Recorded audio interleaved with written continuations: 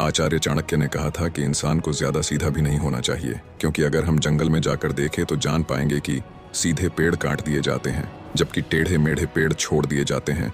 तो आज की हमारी वीडियो भी इसी बारे में है कि ज्यादा अच्छा बना बुरा क्यों होता है और आखिर क्यों एक अच्छा इंसान हमेशा दुखी और परेशान रहता है। तो ये सब हम जानेंगे एक कहानी के माध्यम। एक बार एक व्यक्ति बौद्ध भिक्षु के पास आता है और कहता है, मास्टर, मैं एक बहुत ही सीधा और अच्छा व्यक्ति हूँ। इतना सीधा ही आपने आज से पहले ही मुझसे सीधा व्यक्ति देखा होगा। मैं हमेशा ही सबकी मदद करने की कोशिश करता हूँ, सबको खुश रखने की कोशिश करता हूँ, लेकिन सब मेरा फायदा उठाते हैं, मेरा मजाक बनाते हैं और कोई भी मुझे गंभीरता से नहीं लेता। यहाँ तक कि मेरे घर वाले भी मेरी इज्जत नहीं करते और ना ही घर के किसी महत्वपूर्ण काम में मेरी राय लेते, जबकि अपने दोनों भाइयों की तुलना में मैं सबसे ज्यादा काम भी करता हूँ, घर वालों की बात भी मानता हूँ, माँ बाप की सेवा भी करता हूँ और घर के सभी लोगों को खुश रखने की कोशिश करता हूँ। लेकिन मेरी भावनाओं को कोई भी नहीं समझता, सब मेरा फायदा उठाते हैं। आखिर मेरे साथ ही ऐसा क्यों होता है?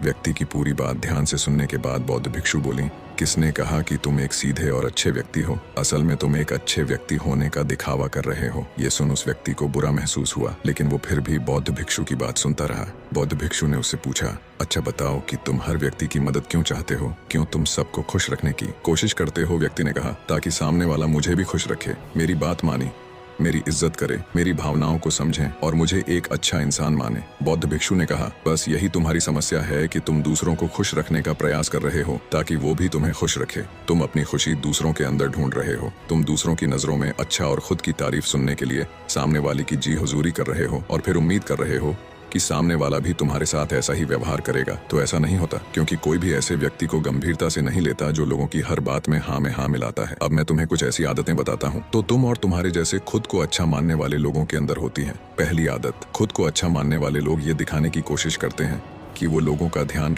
उन्हें लोगों की चिंता है, इसीलिए वह पहुंच जाते हैं, फिर चाहे सामने वाले को उनकी मदद की जरूरत हो या ना हो। दूसरी आदत, खुद को अच्छा मानने वाले लोग दूसरों से खुद की तारीफ के भूखे होते हैं, इसीलिए वो ज्यादातर मौकों पर वही काम करते हैं जिससे सामने वाला खुश हो और उनकी तारीफ करें। अगर उन्हें लगता है कि किसी काम से सामने वाला नाराज हो जाएगा तो वह उस काम को हाथ तक नहीं लगाते। तीसरी आदत, खुद को अच्छा मानने वाले लोगों को लगता है कि उन्हें अपनी कमियों और कमजोरियों को दूसरे लोगों से छुपाना चाहिए, क्योंकि उन्हें लगता है कि अगर दूसरों को उनकी कमियों और गलतियों के बारे में पता चल गया तो लोग उनका मजाक बनाएंगे, उनकी बेइज्जती करेंगे, उन पर गुस्सा होंगे और उन्हें एक कमजोर व्यक्ति मानेंगे। चौथी आदत, अच्छे लोग खुद की जरूरतों, खुद की प्राथमिकताओं को सबसे ऊपर रखने से डरते हैं, क्योंकि उन्हें लगता है कि ऐसा करने से ही दूसरे लोग उन्हें स्वार्थी समझेंगे और फिर लोगों की नजरों में एक अच्छे इंसान नहीं रहे। जब पांचवी आदत, खुद को अच्छा समझने वाले लोग मानते हैं कि वो केवल तभी खुश रह सकते हैं जब उनके आसपास का हर इंसान खुश रहे, इसीलिए वो अपने आसपास के हर व्यक्ति को खुश रखने की कोशिश करते हैं। अब तुम्हें सुनने में लग सकता है कि इन आदतों में क्या बुराई है, सबका भला करना तो अच्छी बात है, लेकिन समस्या यह है कि खुद को अच्छा समझने वाले लोग असल में जैसे दिखते हैं वैसे होते नहीं, ये अंदर से कुछ और ही होते हैं। जैसे कि पहला, अच्छाई का दिखावा करने वाले लोग ज्यादातर मौकों पर ईमानदार नहीं हो, क्योंकि वो अच्छा बनने के चक्कर में दूसरों की बुराई को भी छिपा देते हैं। सामने वाले को कभी भी उसकी गलतियां नहीं बताते और केवल वही बोलते और करते हैं जिससे सामने वाला खुश रहे। दूसरा, खुद को अच्छा समझने वाले लोग दूसरों को खुश करने के पीछे इतने पागल होते हैं कि वो कई बार जरूरी और दूसरों के लिए महत्वपूर्ण बातों और कामों को भी उनसे छिपा कर रखते हैं और उन्हें बताते नहीं ताकि सामने वाला उनसे खुश रहे। तीसरा, अच्छे लोग अपनी जरूरतों और कामों को महत्व नहीं देते, इसीलिए ये दूसरों से सीधे अपना काम करवाने से घबराते हैं, जिसकी वजह से ये दूसरे लोगों के साथ चालाकी करने की कोशिश करते हैं, अपने जरूरी कामों को करवाने के लिए भी, जैसे कि सामने वाले की चापलूसी करना या फिर उसके किसी काम के बहाने अपना काम भी कर लेना। चौथा, खुद को अच्छा मानने वाले लोग केवल पानी की उम्मीद से ही कुछ देते हैं। ये इस बात का दिखावा तो करते हैं कि यह लोगों की मदद करना चाहते हैं, लेकिन ये मदद सिर्फ इसीलिए करते हैं ताकि सामने वाला उनकी तारीफ करे, इन्हें अच्छा इंसान समझे और ज़रूरत पड़ने पर इनकी भी मदद करे। लेकिन अगर इन्हें मदद के बदले मदद नहीं मिलती तो ये गुस्सा हो जाते हैं, सामने वाले से अंदर ही अंदर नफरत करने लगते हैं और उससे बदला लेने का मौका ढूंढने लगते हैं। पांचवा, खुद को अच्छा दिखाने वाले लोग दूसरों को नहीं बोल पाते, उन्हें मना नहीं कर पाते और दूसरों के काम करने के चक्कर में ये अपने और अपने परिवार के जरूरी कामों को नहीं कर पाते। छठा, अच्छे लोगों को लगता है ये सभी उन्हें पसंद करें, सभी इनसे प्यार करें, जिससे दूसरे लोगों को इनका दोस्त बनने या इनके साथ संबंध रखने में दिक्कत होती है, क्योंकि यह हर किसी के सबसे पसंदीदा इंसान बनना चाहते हैं। यह सारी बातें सुनने के बाद उस व्यक्ति ने बौद्ध भिक्षु से कहा, तो आपके कहने का मतलब है कि हम एक अच्छे इंसान न बने बल्कि एक बुरे इंसान बन जाए और लोगों को फायदा उठाए। बौद्ध भिक्षु ने कहा, नहीं, मैं तुम्हें बुरा इंसान बनने के लिए नहीं कह रहा, लेकिन हाँ, तुम्हें बहुत सीधा इंसान भी नहीं बनना। अब मैं तुम्हें बताता हूँ कि एक व्यक्ति को कैसा इंसान बनने का प्रयास करना चाहिए। दोस्तों, इंसानी स्वभाव और उसकी अच्छाई। वो बुराई के बारे में अगर सबसे ज्यादा किसी ने बात की है तो वो है अखंड भारत के निर्माता, राजनीति के महापंडित आचार्य चाणक्य, जिन्होंने अपनी किताब चाणक्य नीति में इंसानी स्वभाव और दुनिया भर की तमाम चीजों के बारे में विस्तृत चर्चा की है। वो इतने बड़े ज्ञानी और दूरदृष्ट, आज हजारों साल बाद भी उनके द्वारा कही गई बौद्ध भिक्षु ने कहना शुरू किया, तुम्हें एक सीधा या दूसरों की नजरों में अच्छा इंसान बनने की तुलना में एक सुलझा हुआ इंसान बनने का प्रयास करना चाहिए। एक सुलझा हुआ इंसान वो होता है जिसे सबसे अच्छा इंसान बनने का कोई शौक नहीं है। वो जैसा है वैसा ही खुद को पसंद करता है। वो जानता है कि वो एक इंसान है और उसमें बहुत सी कमियां हैं और वह अपनी कमियों को स्वीकारता भी है। एक सुलझा हुआ इंसान ये भी अच्छे से जानता है कि उसकी और उसके परिवार की कुछ महत्वपूर्ण ज़रूरतें हैं जिन्हें उसे ऊपर रखना होगा, वरना उसके साथ साथ उसके परिवार का जीवन भी परेशानियों में पड़ जाएगा। हो सकता है कि उसकी ऐसी सोच की वजह से उसके आसपास के लोग, उसके मित्र या रिश्तेदार उससे नाराज हो जाएं, लेकिन वो इसे भी स्वीकारता है। यहाँ पर बात स्वार्थी होने की नहीं बल्कि जीवन की सच्चाई को स्वीकारने की है, क्योंकि तुम बुद्ध नहीं हो गए। दो कि तुम्हारी कोई इच्छा ही नहीं है, किसी उम्मीद नहीं है या कोई जरूरतें शेष नहीं रहा उन एक साधारण इंसान हो। और एक साधारण इंसान की सोच के साथ अगर तुम सबको खुश रखने का प्रयास करोगे तो तुम हमेशा दुखी रहोगे, क्योंकि तुम्हारी भी सामने वाले से उम्मीदें बढ़ेंगी और जब वो उम्मीदें पूरी नहीं होंगी तो तुम दुखी हो जाओगे।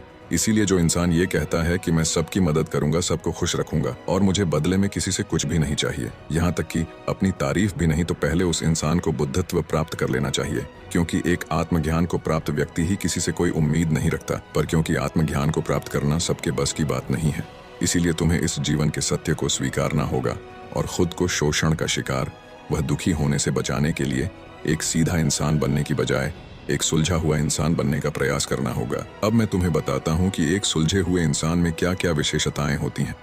पहली भी, ये अपनी और अपने चाहने वालों की जरूर ऊपर रखते हैं।